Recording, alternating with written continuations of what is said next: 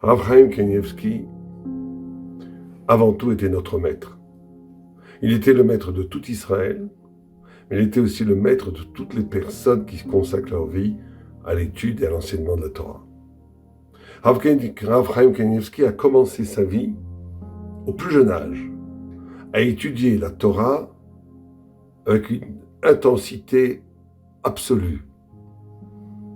Une fois, le Rav Shach est rentré sur la soukha chez le père de Rav Chaim Kanievski, le Steipeler, l'immense Gadolador Steipeler, pour proposer un shidour à son fils qui étudiait dans la soukha. Et Rav Shach dit, il faudrait peut-être qu'il sorte parce que je voudrais lui parler d'un éventuel shidour, qui était la fille de Rabbi Yashiv. Et le Steipeler, en souriant, lui dit, tu peux parler tant que tu veux. Quand il étudie, il est tellement concentré en l'étude, il est tellement totalement absorbé par la profondeur de la Gemara qu'il n'écoutera pas un traître mot de ce que tu vas dire. Et donc, il a des milliers d'histoires de la jeunesse, et même plus tard, de Rav Kanievski, qui était, par exemple, à un moment donné, un médecin a dit qu'il devait marcher, que c'était pas très bon pour lui de rester assis tout le temps à étudier, et il ne voulait pas, il étudiait, il bougeait pas. Et un physiothérapeute arrive pour le faire, oui, il n'a pas le temps, et donc le seul moyen qu'il a trouvé de faire bouger Rav Kanievski, c'est qu'il a piqué la Gemara, et qu'il allait en reculant, et Rav Kanievski, pour étudier, suivait le texte, et c'est comme ça que le médecin arrivait à le faire marcher. Et donc, il faut bien, avant tout, on a raconté, on a fait Baruch Hashem, énormément d'espédim, énormément de témoignages sur Rav Kanievski. Mais la première dimension qui doit nous éblouir, qui doit nous influencer, qui doit susciter chez nous une absolue admiration, c'est cette qu'on appelle cette dvekut, cette fusion avec Dieu à travers l'étude de la Torah, ce qu'on appelle le Steigen, ce qu'on appelle la Melut, ce qu'on appelle la Atmada, qui est, il faut bien comprendre, une chose que les étudiants connaissent, mais que peut-être le grand public connaît moins, c'est que l'étude de la Torah n'est pas une étude qui peut être assimilée à aucune autre forme d'étude. L'étude n'est pas le moyen d'acquérir la connaissance. Il est aussi cela, bien entendu, mais il est fondamentalement une expérience métaphysique, spirituelle, d'union avec le divin, qui bouleverse l'ordre du monde, qui fait qu'à un moment donné, le lieu, l'espace donc, le temps et l'âme se transfigurent dans une dimension radicalement nouvelle qui abolit ce qu'on appelle l'écorce, ou plutôt qui abolit une figure de l'être, une figure du monde, telle que les sens physiques du corps les perçoivent, pour faire apparaître une dimension, une existence, une dimension du temps et de l'espace et de l'âme qui a à voir avec l'éternité. Et donc c'est une expérience de fusion avec le divin qui transfigure totalement le monde. Et donc il faut bien comprendre que quand Rav Kanievski étudiait, n'était pas intéressé d'écouter des détails sur son futur shidour, donc il n'avait même pas le temps d'écouter quoi que ce soit. C'est pas du tout une forme d'autisme, une forme de fermeture. Imaginez que nous avons le privilège de parler avec le plus grand roi de la terre, et que tout d'un coup quelqu'un à côté parle, on est tellement tendu vers la discussion que j'ai avec le roi que je ne vais pas écouter ce qui se passe à côté de cette discussion. Cette conscience de la puissance absolue de la Torah, Rav Chaim Kanievski l'a d'abord acquise par le dévouement, l'engagement total de son être vers Dieu à travers l'étude de la Torah. Et ça va expliquer beaucoup de choses dans la suite de sa vie. D'abord, une autre histoire pour comprendre cela. Une fois, quelqu'un est venu voir, je ne me souviens plus pourquoi, Rav Kanievski pour un problème qu'il avait. Et cet homme a dit, je suis prêt à financer un séminaire de 430 filles pour avoir la bénédiction de ce dont il avait absolument besoin. Et Abraham Kanievski dit oui, c'est très bien, mais qu'il étudie la Gemara Bruches, qu'il étudie la Gemara Brachot. On lui dit, mais on ne parle pas d'étudier un petit peu la Gemara Brachot, on parle ici de financer. On a besoin de cet homme pour financer le séminaire. Qu'il étudie la Gemara Bruches. Vous voyez ce que ça veut dire? Ça veut bien sûr faire des mitzvot, un séminaire, tzedaka, très, très bien. La Torah. S'il veut la bénédiction, qu'il étudie la Gemara Brachot. Il aura la bracha de la Torah, qui est la bracha la plus forte du monde.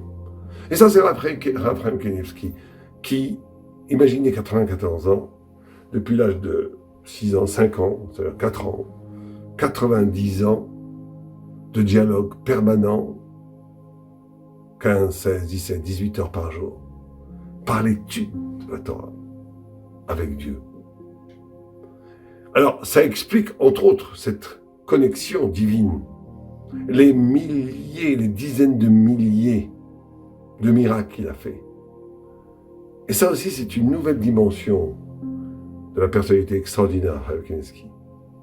Abraham Kanievski il venait du monde de l'étude lituanienne, qui est un monde très lié à la logique, à l'analytique, qui se méfie du mysticisme, qui a toujours peur des débordements psychologiques, du mysticisme, et qui se méfie énormément d'une religiosité pas contrôlée au niveau de la conscience, de l'intelligence, de la compréhension, parce qu'elle mène très souvent à du grand n'importe quoi. Et donc avant tout, avoir le niveau d'étude assumé, être responsable, être dans la vérité, pas dans le délire. Ça, c'est vraiment l'école lituanienne. Mais Raphaël Kanievski est peut-être un des premiers Rav lituaniens dans cette dimension, de cette dimension-là, qui était en même temps, qui a inauguré en même temps une dimension presque chassidique et une dimension presque kabbalistique, comme il y a beaucoup chez les grands maîtres sfarades. Il a uni, à travers son étude de la Torah, et j'oserais presque l'hypothèse de dire que ça n'était pas été voulu, ça s'est fait surnaturellement. Parce qu'en étudiant la Torah, au niveau où il a étudié, alors effectivement, il a eu ce pouvoir d'intercéder envers Dieu, dans cette proximité qu'il a avec le divin. Moi, je connais personnellement des dizaines de miracles, à proprement dit, des gens qui étaient condamnés, qui ont été sauvés par la bénédiction de Raphaël Kanievski. Je connais personnellement des gens dont les médecins ont dit aux parents d'avorter parce que l'enfant n'avait aucune chance de survie et que l'enfant n'avait aucune chance d'être normal. Et Raphaël Kanievski disait, bois, à kol beseder, ne faites rien, gardez l'enfant. Et tout le temps, l'enfant est né vivant et en pleine santé. Moi, personnellement, je ne peux pas rentrer dans les détails, j'ai été voir Raphaël Kanievski pour un moment donné très grave, et il m'a dit, ne t'en fais pas, au contraire, ça va être 2 fois mieux plus tard. Bon, c'était tellement impossible, impensable, quand il m'a dit ça, que j'ai dit, bon, le Rav dit ça, c'est bien une bénédiction. J'y ai cru comme on croit au Chachamim, mais je ne pouvais pas y croire rationnellement. Et c'est exactement comme ça que ça s'est passé. Si j'aborde des questions personnelles, j'ai été voir 3 fois en tout Raphaël Kanievski dans ma vie, et à 10 ans d'intervalle, il m'a dit la même phrase. Et c'est impossible qu'il se souvenait de moi, parce qu'il voyait, à cette époque, il voyait presque 100 personnes par jour, entre 10 ans. Bon. Il m'a dit la même phrase, qui est une phrase essentielle à mon Avodat Hashem. Et c'est ce qu'on appelle le roi HaKodesh, l'Esprit Saint, la possibilité de percevoir les choses au-delà de la platitude du rationnel évident, au-delà de la platitude de la captation du monde dans ce qu'il a de plus grossier. Il était investi du souffle divin qui lui permet de voir des choses que personne d'autre peut voir. Et donc, au-delà de son étude incroyable de la Torah, et il faut savoir que Raphaël Kanievski, quand il était jeune, n'a jamais été considéré comme un immense génie au début. Il est arrivé à être un des plus grands talmudistes, un des plus grands. non seulement de plusieurs générations, mais dans sa génération, il faisait partie le plus grand ou un des 5 plus grands, c'est évident. Alors qu'il était au départ pas du tout, il était apparemment moins brillant que d'autres. Il est arrivé par la Amélout, le don total de son esprit, la soif de connaissance de la parole divine, à un niveau qui lui a donné des ouvertures conceptuelles, des perspectives de compréhension qui est allé infiniment au-delà de tous ses amis où il étudiait à l'Yeshiva au collège qui paraissaient plus brillants que lui, qui n'y arrivent pas à la cheville. Et donc c'est véritablement, et c'est pour ça qu'il avait cette dimension mystique aussi, ses brachot, ses bénédictions, le fait qu'autour de lui, les gens l'écoutaient comme un... Il a uni les figures du judaïsme chassidique. Il avait presque le statut d'un rabbi chassidique. Parce que justement, il a cet engagement total dans l'étude, l'a imprégné d'une Torah tellement profonde, tellement immense, tellement il connaissait toute la Torah, que toutes les parties de la Torah se sont surnaturellement collées à son existence. Et nous avons perdu la lumière de la Torah. Nous avons perdu notre maître. Nous avons perdu notre guide. Nous avons perdu une personne qui n'avait peur de rien. Quand, à un moment donné, on a voulu fermer les yeshivot Ktanot et les yeshivot à cause du Covid, bien que ça a fait scandale, il a dit non, on ne ferme pas. Et à l'époque, ça a fait scandale. Les gens ont dit comment ça se fait, il prend les gens en danger, mais c'est honteux, blablabla. Les ignorants qui hurlent avec les chiens, que ce que j'appelle les vers qui méprisent les étoiles. Les vers de terre qui méprisent les étoiles. Et or, aujourd'hui, quelques mois après, 6 mois après, le ministère de la Santé s'est complètement affilié, complètement a accepté complètement cette vue en disant que fermer les écoles était bien plus nocif et n'était pas du tout une solution parce que les jeunes, les adolescents, les enfants se rencontraient dans la rue sans aucune garde, sans aucun contrôle et que c'était bien pire et qu'en plus ça faisait des dommages pédagogiques énormes. Et donc, dans tous les pays du monde, on a suivi le Psak Halacha de Raphaël Kanievski 5, 6 mois ou 1 an après. On voit que sa perspicacité était essentiellement liée à la vérité. Quand il s'agit des vaccins, il a dit il faut se vacciner. Alors, il y en a qui ne sont pas d'accord, chacun fait ce qu'il veut, mais il n'était pas anti-médical du tout. Mais il était libre, indépendant, lié, il était libre, indépendant, non soumis à aucune influence idéologique, sociologique. Il était lié simplement à la parole de Dieu. Tous ceux qui avaient connu son appartement ont été dans un état de simplicité, de pashtout, absolue.